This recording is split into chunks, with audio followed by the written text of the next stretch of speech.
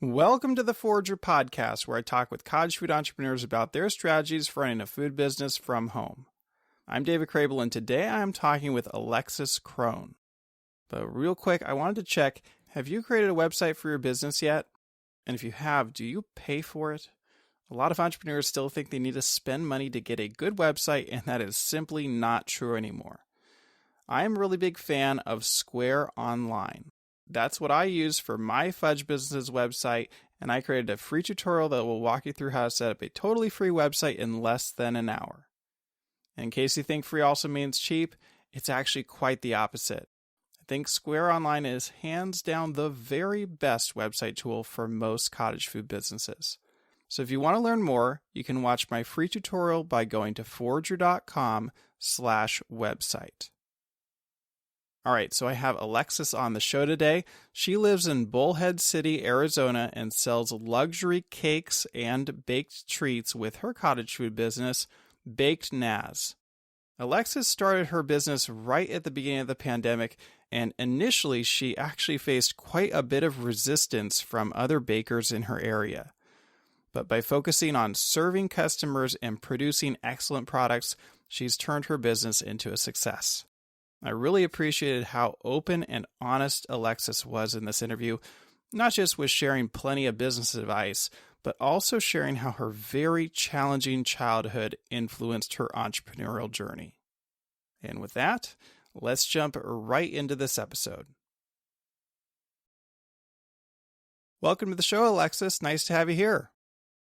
Thank you for having me. Well, Alexis, can you take me back to the beginning of this journey? How did it all get started? So, post-COVID, well, maybe the month before COVID. So, where I'm at, salons were the last thing to shut down. I did hair for 10 years. The month before they shut all the salons down, I decided that I was going to start baking and seeing if I could sell it. It turned out to be pretty successful. So I guess within 2 weeks, I left my job. I just decided to leave there and go forward with the baking. During that time, you would think that it wouldn't flourish because of, everybody was really scared of COVID, but it actually ended up being quite successful. So that's kind of how I started it. Was this something that you had been thinking about, transitioning to cakes? Had you been thinking about that for a long time? Honestly, it wasn't even something that I saw myself doing. Baking seemed to be something that was unattainable. It looked so hard, but I didn't want to do hair anymore. It's really physical labor and it's very oversaturated in my area. So I still wanted to find something that gave me creative outlet. Was baking something that you had a background in, or were you just trying to find another creative outlet? No, I just enjoyed cooking.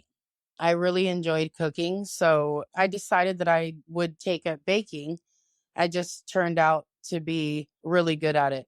I guess it's one of those things where you have a hidden talent. You don't really know that you have it until you tap into it. And what allowed you to discover that you had that talent? Like, when did it start? It was pretty much right around the time that I started my business. Once I realized that I was good at it, it was something that I became passionate about. I always loved to cook. I cooked with my grandma a lot growing up, and one of my aunts. They both cooked a lot. So it wasn't like it was something that I just stumbled on, but baking wasn't something I did often. I just kind of moved into that. And once I tapped into it and realized you don't have to do the same thing every day, there's so many different things that you can make. I realized it was something that I really enjoyed doing. I feel like once you become passionate about something, it's not really a job anymore. It is a job for me, but I'm passionate about it, so I don't mind it. I really love what I do. So you discovered that you loved baking, and why did you jump to, starting your own business versus maybe trying to go work at a bakery? There was a period of time that I picked up a part-time job during COVID. One of my good friends was a manager at a local gas station, but they have a full-blown kitchen in there. The job started out 1 day a week part time and actually stumbled into full time management. So I took a step back from the baking. 6 years ago, I had twins. I ended up with a really bad hernia. Well, a year into working that job, my doctor pretty much let me know that I shouldn't be working or throwing boxes or, all of those things that were like strenuous physical labor. So I got pulled out of work suddenly, and it was financially devastating for my family. I decided to pick up baking again. And since I had nothing but time to devote to it, I really got serious about it. And that time around, that's kind of where I really found that it was something I enjoyed doing. And did you have any business experience before this? Had you always worked at a job? I've always worked at a job. I mean, doing hair, I did do some booth rentals. So essentially, I did own my own business prior to this. I also had a vending machine that I dealt with that was mine and my partner's. So I wouldn't say I was a stranger to the business aspect of it, but definitely never thought about like a full blown business the way that it is now. What are some of the skills or the knowledge you feel like you carried into this business that helped you? Doing hair and having to provide your own product really shows you about profitability, margin, cost, overhead. I knew what I needed to be at as far as cost and profit and how to kind of work around those things. It's definitely different with food costs and ingredients because you're not getting them all from the same vendor or the same place. Like it's a lot more in depth, but I feel like that helped me kind of get a leg up. Now, starting during the pandemic, it's obviously a pretty interesting time to be starting a business. Do you feel like the pandemic helped your business or made it more challenging to start your business? I definitely can agree with you on it being like a challenging time where you would think that a lot of people wouldn't want to purchase food that was prepared in a cottage kitchen in someone's home. But I live in such a small town, pretty much a rural area. A lot of places closed and they didn't have a lot of options. And I also offer a delivery option. So I feel like that really helped my business flourish because people were scared. They weren't leaving home. They didn't want to go out and do things, or the places that they would get things from were closed. So they were really seeking alternative routes for the same things that they may had been able to get pre-COVID. Now, if the pandemic had not happened, would you have still started this business in 2020? Like, was that could happen anyway? Honestly, I think it may, very well may not have because I don't know that I would have been looking to, get out of like a regular 9 to 5 job. You know what I mean? I did start it before the shutdown, but, there was already so much like scare and propaganda going around. I have 3 small kids. So I was already, thinking about ways for me to be able to step away from my job, regardless of whether they had shut it down or not. So maybe I would have. But if COVID had not happened or they weren't talking about it, I don't know that I would have even ventured into that. Well, there certainly were a lot of people who started bakeries during the pandemic and found, like yourself, that it was quite lucrative. What were the first few months like for you in terms of orders? Like, what did that look like? Where I live at, we live in a state where there's some pretty strict cottage laws. And when I first started, I was unaware of them. So I was making banana pudding, which is against cottage laws here. So even though I did make a lot of money, the health department sent me a couple notices. I had a couple run-ins with other local bakers who were upset. I was unaware of all of the laws. So even though I was making a fair amount of money, I was dealing with a lot of stuff on the back end that caused me to educate myself further and really figure out what the laws were, what I could and couldn't do, and what I was and wasn't able to sell. So the first couple months were really rough. I was stressed out a lot. It really even sent me into thinking about whether I wanted to do it or not. In a small town, people are super competitive. A lot of the bakers are really nice, but there are some who are not very nice. So they'll go to any lengths to try to have you shut down. So I did deal with that a lot in the beginning, and it was really hard. That's interesting. So, would you say that you had a hard time finding customers in the beginning, or did that seem to be easy? The customers wasn't the hard part. The hard part for me was getting acceptance into the small town food community, small businesses, food trucks, other people who baked. There wasn't a lot of them back then. Obviously, it's gotten way more popular as the population has grown out here. But back when I first started, there was just a handful of people and it was difficult. You know what I mean? They really, really were mean. So it made me feel disheartened, almost discouraged. So it's interesting. So you were making items that you're not allowed to make under the cottage food law, and so there were other bakers out there that were reporting you, so you were getting contacted by the health department. Yes, definitely. Yeah, that's exactly what happened. Yeah, that is not typical. So it's kind of interesting to hear about that competitiveness in your environment. I mean, it happens sometimes, but usually when people sell something that they're not allowed to sell, especially when they're just getting started, like nobody cares or nobody notices. I mean, that's more typical. So that's pretty interesting. And then you obviously made some adjustments to bring yourself in line with the cottage food law. And like, when do you feel like you became accepted into the food community?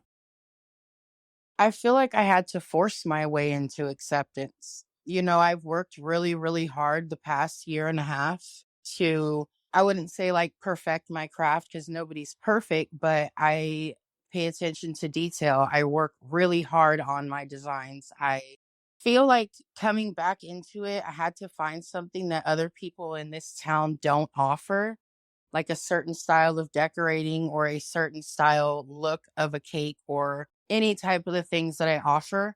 And once my following grew bigger and people were coming to me for custom orders, it just kind of got to a point to where people were like, okay, well, maybe she's not going anywhere. We're not going to scare her off. So I kind of just had to create my own lane per se, start doing something that I don't see other people offer. You had mentioned that the resistance and the competitiveness made you consider maybe quitting. What do you feel like kept you going at that time? To be honest, I would have to say it's my support system at home. My partner, he always told me, don't let people convince you to give up. Don't let people get to you because that's what they want. They want that reaction. They want you to stop. They want you to give up. They feel threatened, if your work is that good. And other people who are baking, if they're busy, they shouldn't be spending their time worried about what I'm doing. So the support that I got from him and the support that I got from the customers that I have is what really kept me going and the passion for it. The better I got at it, the more I wanted to do it. You described, kind of finding a style. How would you describe your style of cakes? I would describe my style as sophisticated glam. I say that because it's a lot of sparkle, a lot of shine, a lot of flashy details, but in the same breath, there's a lot of elegance in the design as well. They're well thought out, well planned.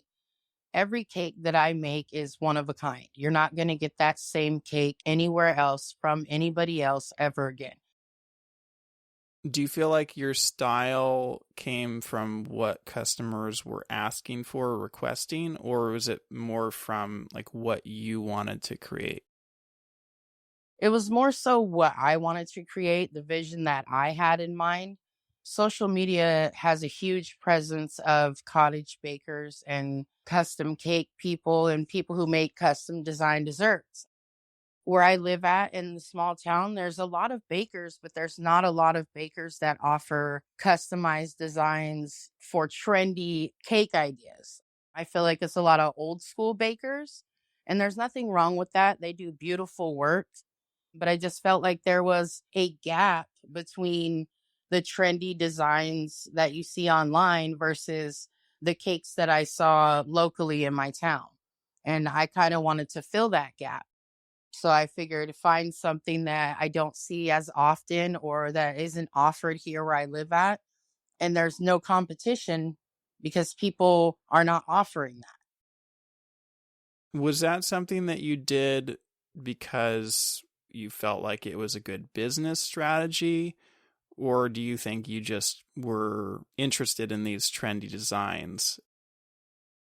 To be honest, I think it's a combination of both. I feel like it was definitely a good business strategy. Where I live at, the town is growing rapidly, literally day by day. A lot of people moving in from metropolitan areas looking for services that they cannot get in a smaller, more rural town. So I do feel like bringing something to the forefront that people don't have to travel to Las Vegas or Phoenix to get brings a huge business aspect to it. But I just enjoy that style.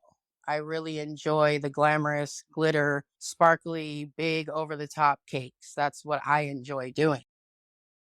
Now, I can see in your marketing that you really focus on the word luxury. These are luxury cakes, and I assume luxury pricing along with those. Did you start that way? Do you feel like your pricing has always been high? It has not always been high. 5 years ago when I started, I was charging, maybe $75 for a cake that today I charge 200 for. Obviously, the price of groceries has skyrocketed exponentially from that point in time 5 years ago. But I also have worked extremely hard on bettering my skill set, the quality of ingredients that I use, the time that it takes.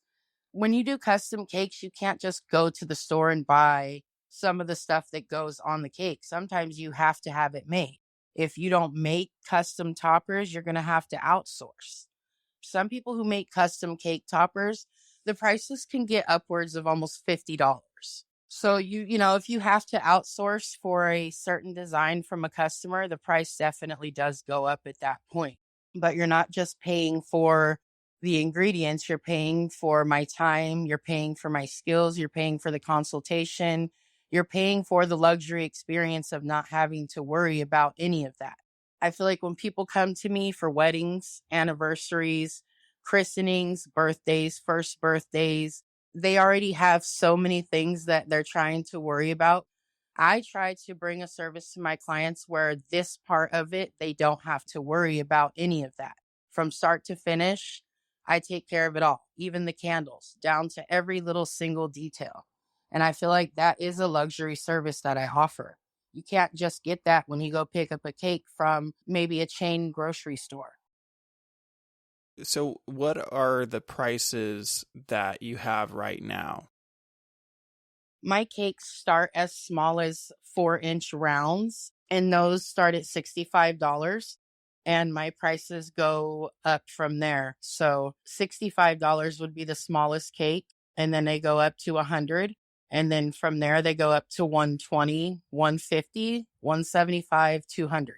It all just depends on the level of customization and how large the cake is. What's the most expensive cake you've done so far?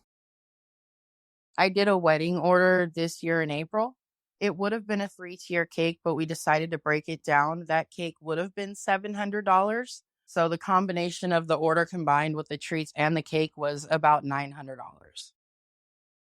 Do you feel like you face much resistance to pricing from people once they learn what your pricing is? I'm pretty transparent about that. I have my starting prices listed in my highlights on my page. I try my best to be transparent about pricing up front. I'm not hiding how much I charge for my work because I don't want people to feel uncomfortable when they ask. I do face resistance. I have some people who will message me and go through a thorough consultation and spend 30 minutes talking to them, and then I'll give them a price and they don't respond. I do have some people who will be honest and upfront and say, hey, that's kind of out of my budget. When that happens, I try to work with people. I do offer some more cost effective treats that still have a luxurious feel and look, and they still taste great. I have to remind myself often I am not my ideal client either. Because to be honest with you, sometimes I wouldn't even pay my own prices. But I feel like that has to do with what people are and aren't willing to spend money on. Some people will spend $300 on a pair of shoes where somebody else will laugh at them and say, that's ludicrous. I'd never do that. Yeah, that's interesting. I don't know if anyone's talked on the podcast before about not being their own ideal customer. And I think that happens a lot, though. Has that been something that has been challenging for you to like justify your pricing because it's not the kind of pricing that you would be willing to pay? Sometimes it can be challenging because there are some people you just can't please no matter what kind of explanation or breakdown you give them. They just don't see a justification in paying $200 for a cake. But then they'll go and try it themselves, and then they'll realize why they're paying somebody an insane amount of money for something like that. It takes a lot of skill. It's hard. It's a lot of work. It is a little disheartening when you're trying to explain to people and they don't understand. People say some pretty rude or rotten stuff, but it's my business. I pay my bills with it. I make a living from it. I'm not just doing this for a hobby. I love what I do and I'm passionate about it, but I also have a family to raise, so I'm not going to only be doing it for the purpose of making my money back. I have to make profit. You mentioned that sometimes you'll go through like a 30-minute consult and then people will say, ooh, no, or they might just not contact you ever again. Have you done anything to try to mitigate that or prevent that from happening, where you put in obviously a significant amount of your own time to something that doesn't work out? It can be frustrating for sure. Last week, I had a rough week where I did have quite a few people ghost me, where they would go through that consultation and then say nothing back. But I've also found that instead of overworking myself to the point that I am not presently showing up for my kids, if I charge accordingly, let's say I do 20 consultations in one day and only 8 people out of those 20 people book, but they're booking a cake at $250 versus me charging $100 for all 20 people.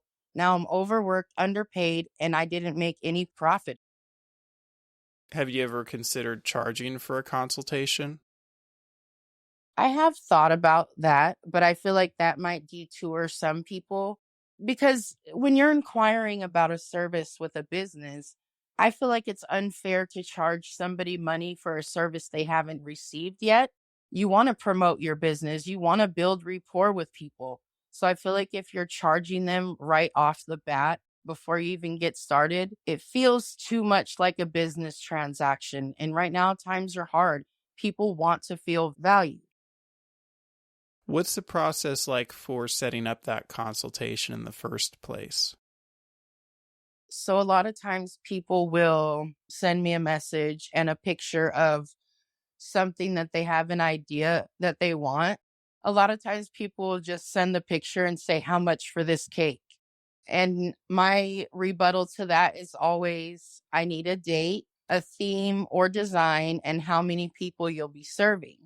Those questions can generally give me enough information to give them a rough estimate, and then we decide whether they want to go through or not. I have found that by shortening that version in the beginning, it cuts off me having to do a 20 or 30-minute consultation and then give them a price at the end. And they're like, no, thank you. So I didn't waste their time and they didn't waste mine. Have you ever tried to like create a form to reduce the kind of back and forth that you're talking about? Like make it a little bit more systematized? There are a lot of things that I do want to implement, but I have gotten so busy. I do mostly everything by myself, from the baking, the decorating, the dropping off, the marketing, the advertising, everything. I also have kids. So sometimes it's a little hard to find the time to really sit down and prioritize those things. They're definitely important. But I also feel like the relevance of a small business being able to be personable and relatable with your customers is sometimes a lot of the reason why people prefer small business over filling out a form, or you know what I mean? It just doesn't feel the same. Now, do you do only custom orders or do you also do events or something else? I don't do farmers markets as of now. I did one when I first started, and it was semi successful, but it's so hot out here that I feel like the quality of the desserts would suffer even though they're shelf stable. You can't put 100 cookies on a table in 90-degree weather and expect them to stay good looking. I do host a lot of sales personally. So I'll do like a bake a cake and cut it into slices and sell them, or cookies and stuff. I make a variety of items, but I do feel like custom cakes is where my bread and butter is at. So, other than the custom cakes, what do you sell?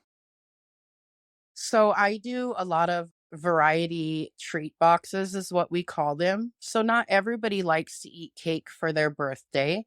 So some of my customers will pretty much give me a budget and a theme and ask me to design an assorted box. So today I have an order due for a gentleman and he's not a big fan of cake.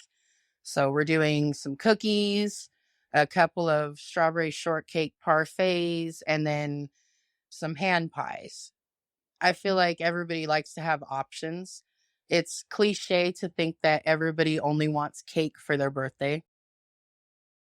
Now, I know you focus a lot on the luxury branding.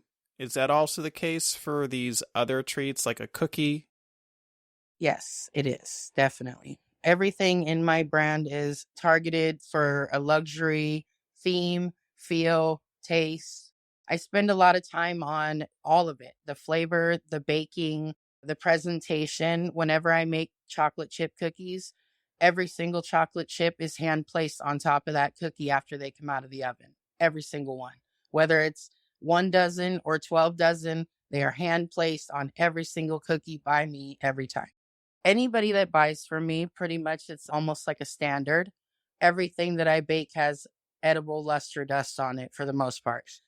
If you get a dozen of cookies from me, they're more than not going to have glitter on them. They're going to be in a pink box. They're going to have pink wax paper underneath them. The aesthetic is a huge part of my brand. Do you change that up for, say, a guy's birthday party instead of a girl's? Like they may not want the glitter and glam. Yeah, yeah. It can be customized to pretty much every need and want. For the men, a lot of times I will do like edible gold flakes. So it still has a nice, rich, luxurious feel, but it's not feminine. It still has a masculine edge to it. Of course, a lot of men are not going to be asking for a box of chocolate covered strawberries on Valentine's Day, but it's the thought that counts. A lot of times people want to feel valued, luxurious, spoiled. You know what I mean? A lot of my target customers are women. And, we like to spoil our other halves on holidays, but it's hard to find male themed ideas. So I do offer things that are more on the masculine side as well. I don't feel like it's fair to be, gender biased or any of that. Everybody, if they come to me with an idea, I put it into fruitation. Now, you talked about the packaging and how you try to pay attention to every detail. So, what is your packaging looking like? Like, where do you get it from? And how do you try to make it high end? So I get my packaging from various places. Obviously, Amazon is extremely popular. You have 2-day Prime. So it's easy for me to take a last minute order and grab some packaging and have it delivered within 48 hours. I live really close to Las Vegas and they have a really great cake store out there that carries a lot of high end packaging. So I just stopped in there the other day and grabbed a good amount of stuff. And then I do have a Hobby Lobby here locally as well, so they carry a fair amount of stuff. A lot of times I will buy cupcake boxes and customize them myself. So take the inserts out and cut them to fit what I would like them to look like so that you can't get the packaging anywhere else. Yes, you can buy the same box, but it's not going to have the same feel or the same look. Every dessert that I do, from the way it's packaged to the way it goes out the door, is literally a well thought out plan. And you said you do all custom orders, right? Yes. So it's pretty interesting that you focus so much on packaging, since I often think of that more as like trying to get people to buy the product in advance, like they see the packaging, it looks appealing, then they buy it at the market. Whereas in this case, everyone's getting the packaging after they've already paid you, right? Correct. I usually do 50% up front and then 50% when I drop off or they pick up. I generally don't have any issues with that. That's almost been one of the most seamless portions of the business, believe it or not. Now, in terms of dropping off or picking up, I mean, I'm thinking about the heat in Arizona, often 120 degrees. I imagine there are problems with that. So, how have you gotten around some of those issues? So whenever I do large custom cakes, 9 out of 10 times I will deliver those. Sometimes people are unaware of how to properly transport them. They need to go on a flat floorboard in the car with the AC on full blast. You can't stop anywhere in between. You can't hit the corners doing 95. So there are a lot of aspects that I deal with personally just to ensure quality, but I also use cool bags or insulated bags. Or the good thing about cookies and certain baked goods is they freeze extremely well. So I'll freeze them once they're packaged. And then once I go to deliver, by the time they make it to their home, they're not frozen anymore, but they're not melting. Do you make your buttercream in a certain way just to accommodate the heat? Like, is your buttercream specifically tailored to be more resistant to the hot weather? It is, which was another thing that I had to really work on because you got to find ways to combat that. But essentially, no matter what, butter melts. Doesn't matter what you add to it, how stable you make your buttercream. There are just certain laws of science that you can't get around. So I always include care cards with every single cake order that people get. It explains to them the temperature they need to keep it at, how to cut it, how to store it, when they should remove it from the fridge, how long it should be out, what temperatures it should and shouldn't be exposed to. I'm very thorough. I feel like when people spend that amount of money, they also should be educated on how to keep their investment from being ruined. Because let's face it, you're spending hundreds of dollars on something that people are going to eat for the wow factor. If you take the wow factor out of it, then you feel like you got bamboozled. What do you do to promote yourself or promote your business? Do you go to shows? Do you just do word of mouth? What is it? It's literally all been word of mouth. We do have like some local Facebook groups where there's thousands of followers that all live in town. So a lot of small businesses here, we use pages like that to promote ourselves. But I do feel like a lot of my clients are from word of mouth. Word of mouth is huge out here. I don't know why, but I guess people just feel safer when they have recommendations from people that they trust. So I do rely on word of mouth quite a bit. I see that you're very active on social media and especially Instagram. So, what have you learned about promoting yourself through social media? Social media is a different kind of beast. You literally have to be committed to it. You have to stay consistent every single day. And you have to give people valued content. You know what I mean? Like, yes, they want to look at the desserts that you make, but if you're not bringing anything to the table that they can learn from, benefit from, or educate themselves on, they don't really deem it as valuable content. So, one thing I had to learn when I really got serious about the content side of it was it is also a job in itself. It takes a lot of dedication. Yeah, I noticed that you don't just like post about your business, but you're posting for other entrepreneurs too, right? Correct. So is your goal with the social media posts to increase your cake business, or is it more because you're trying to make that a business in and of itself? everything has its own little world. So, like the online baking world, I feel like a lot of people are really mean. They don't want to share valuable content or ideas or recipes or anything that is going to help somebody else get ahead if it's not the person sharing. I don't want to be that person. I want to be somebody that people can feel comfortable coming to, knowing that I'm going to give them valuable knowledge. I wish I would have had that tool when I first started. It's really hard when you don't know what to do. That is interesting that you say that you feel like people are mean and withhold information, because I feel like there's so much information out there now about how to start a business. And I'm not saying there shouldn't be more, but usually I feel like most of the guests on the podcast say that the cottage food community is very supportive, very collaborative, but you haven't really felt that or found that to be the case. I wouldn't necessarily say that.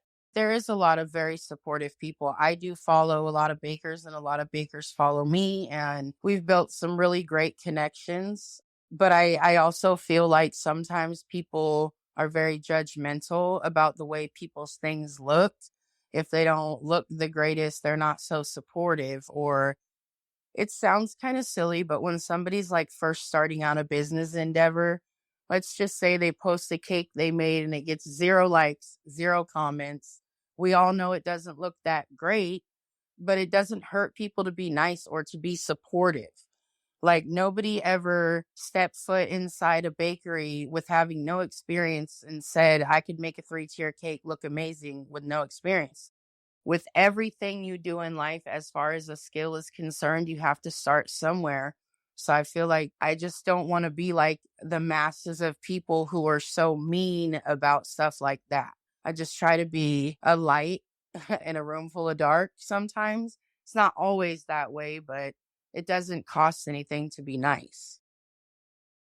I saw a post on your social that talked about how you had a difficult upbringing and you like pulled yourself out of the trenches. But what does that mean?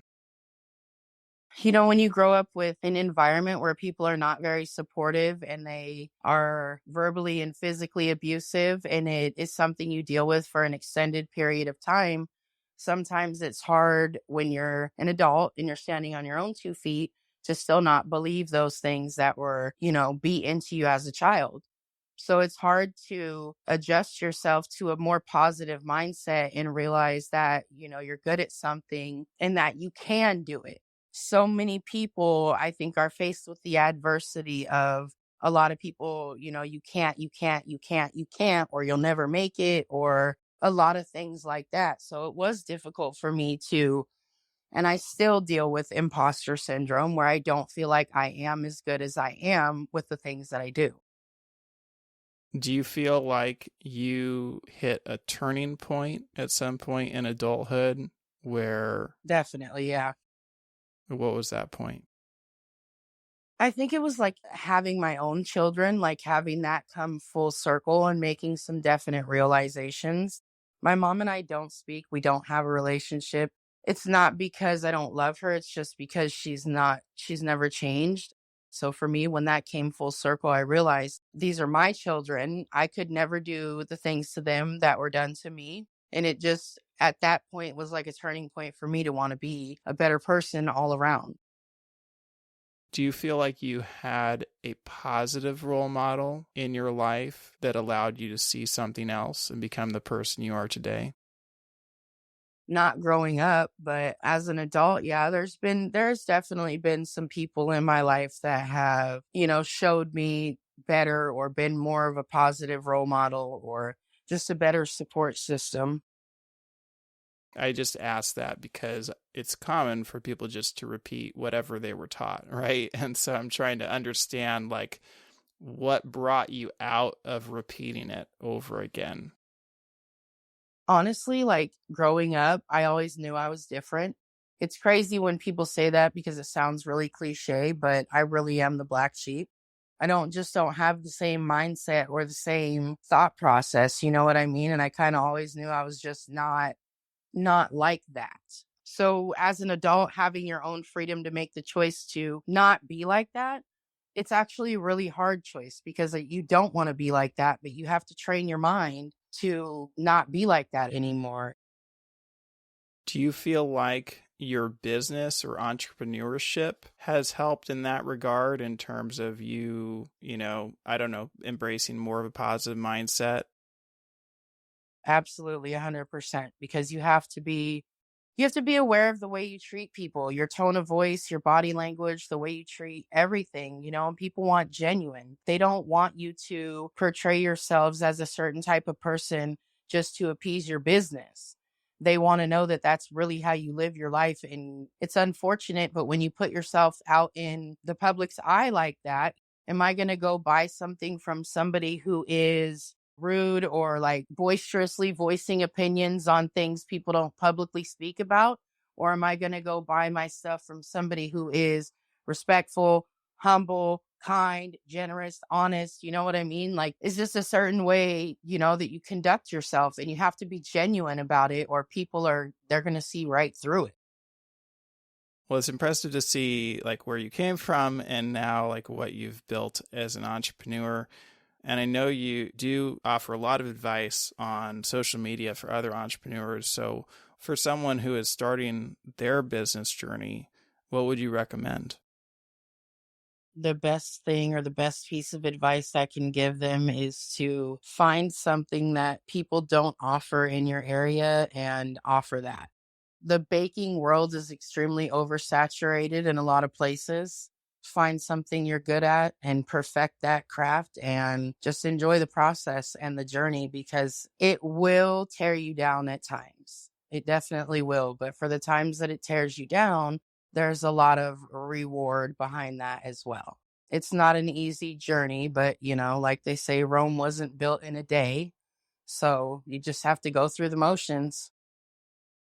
You said you live in a very small town, so you were able to identify some niche that wasn't tapped into. What about somebody who maybe lives in a more populated area and they feel like there are no open gaps? What would you say to someone like that?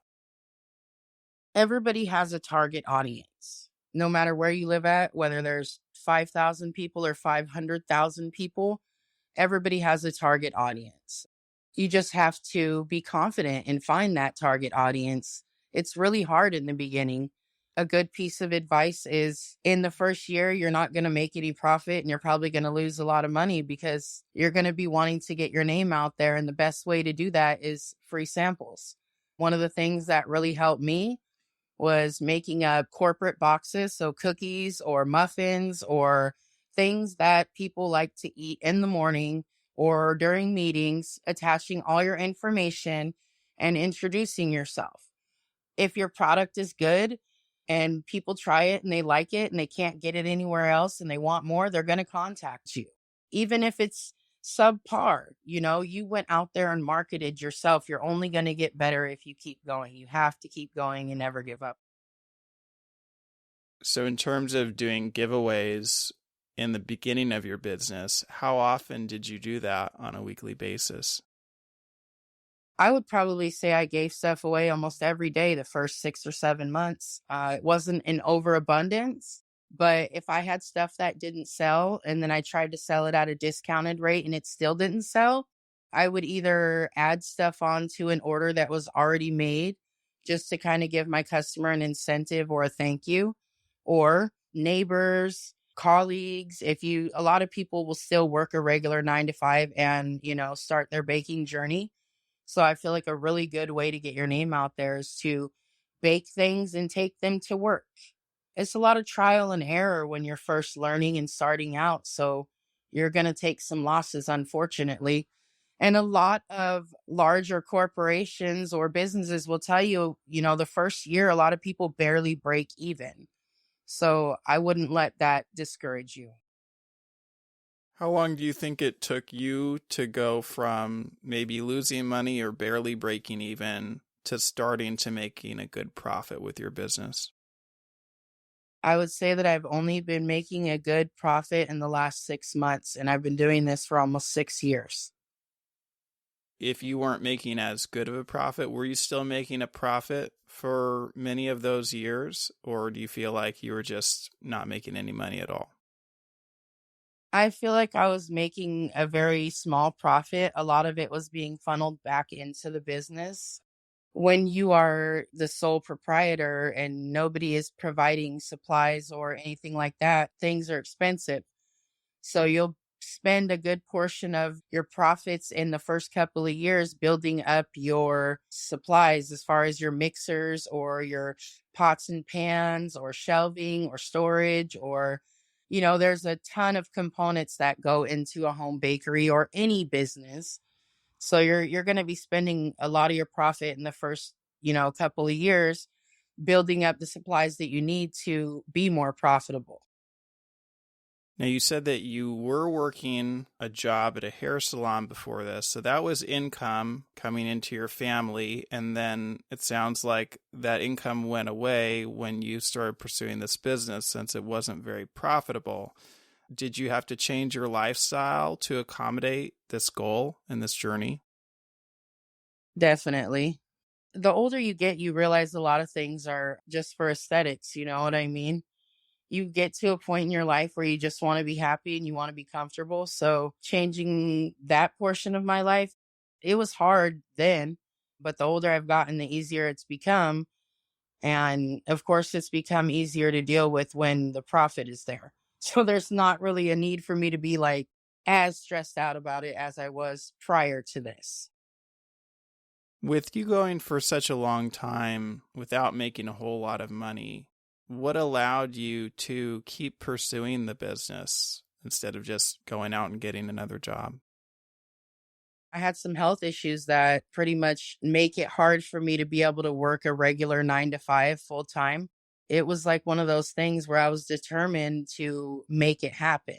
I don't believe in not being like in a partnership when you're in a relationship with somebody and you have kids. It's a very big burden to try to leave all of that on one person. So I'm just a determined person. And I thought to myself, failure is not an option. I have to make it. And I think that is what has kept me so determined and motivated the whole time. Would you say that your shift from barely making it to actually becoming more profitable was a change of your pricing? Was it a change of the number of orders you were getting? Like, where did that shift occur? I think the shift started to occur in mindset.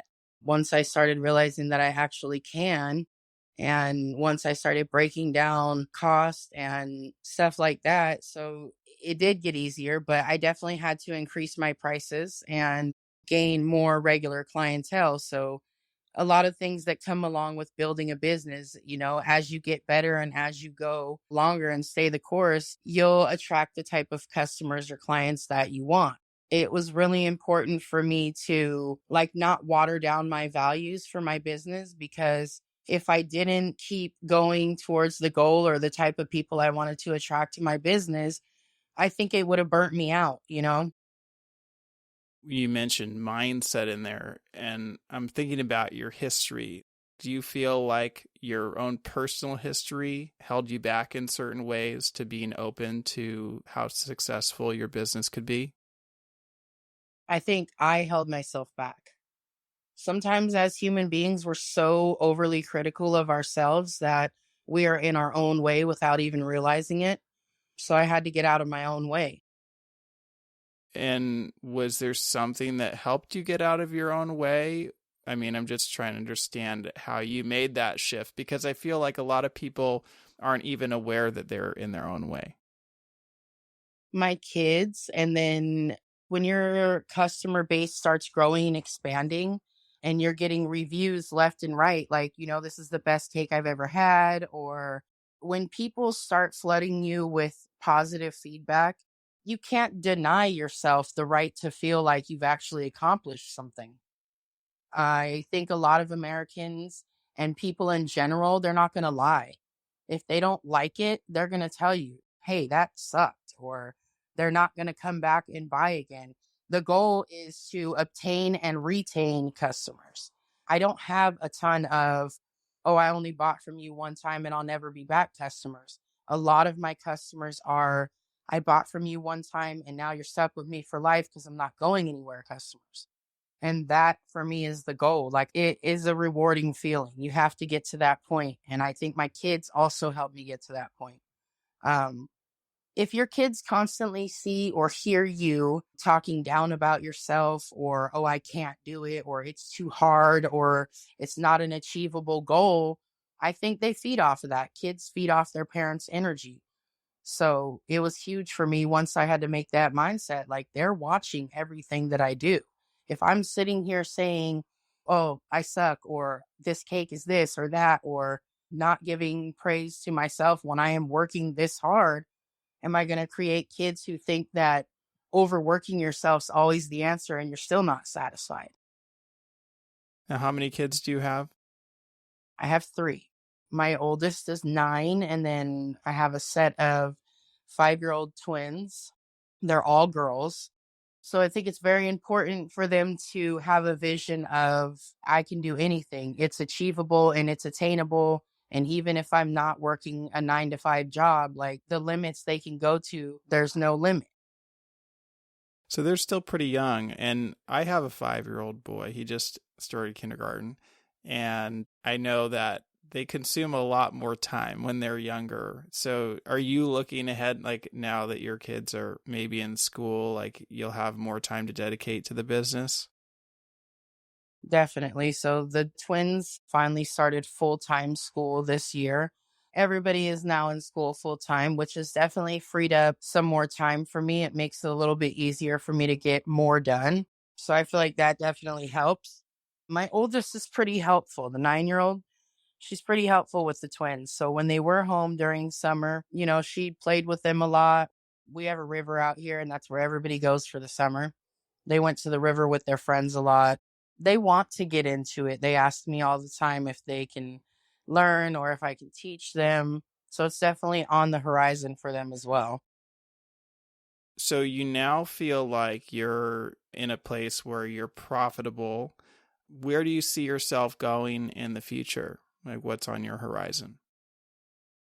Honestly, it's hard to say. I bounce a lot of ideas off of my significant other. One week I want to open a brick and mortar, and the next week I want to do a dessert truck that kind of has the feeling of an ice cream truck, but desserts, not just ice cream. I'm in that place where I guess I'm enjoying the journey right now. I'm not quite sure what I want to do as far as expanding or, brick and mortar or anything like that. I don't know. Sometimes I think about just keeping it a cottage bakery because I get to control every aspect of it. What would be the downsides or the challenges to keeping it a cottage bakery? One of the big ones is room, having room or a commercial oven. My home is, I think, roughly 1,200 square feet. So my kitchen's not very big. I had to buy a couple of tables for the days that it gets really busy, like camping tables that I can fold out for extra space. So that's definitely one of the biggest challenges is having the space and storage and an extra oven or an extra refrigerator. It's hard to expand, I guess you could say.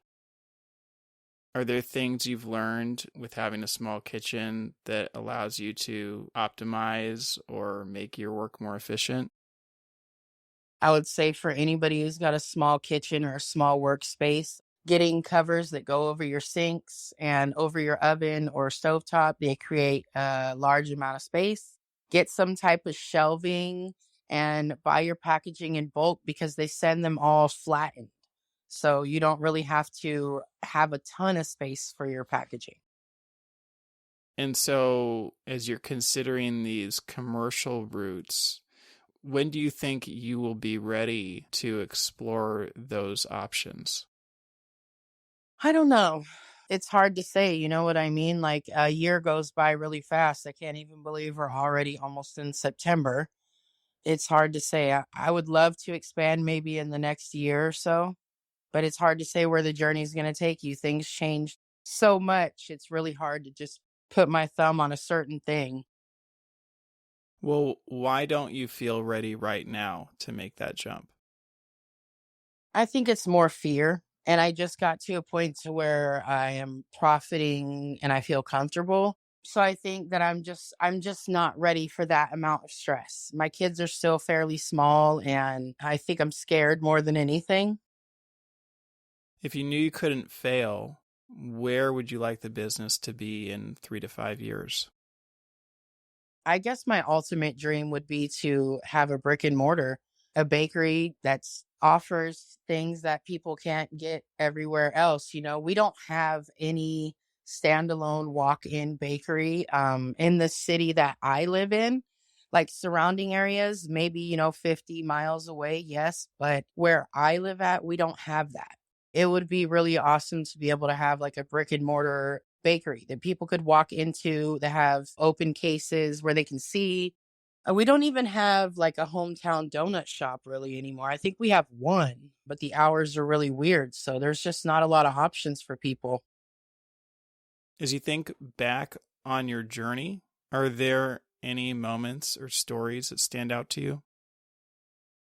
I guess the things that just make me feel like an emotional part of the journey. When I first started, I would tell my significant other, like, I want to be, it's kind of silly too, but, I want to be the neighborhood cake lady. I want somebody to be like, hey, that's the cake lady right there. Or, I want to be able to post a sale and sell out in 2 hours. Or, I want to be able to look at my calendar and see that I'm booked every single day. And it has finally, gotten to that point. And that's emotional for me because when you manifest something or talk about, your goals and stuff, when you get to that point where you have reached such a large milestone that you wanted so bad, it's really emotional. It makes you feel like tears of joy. You know what I mean?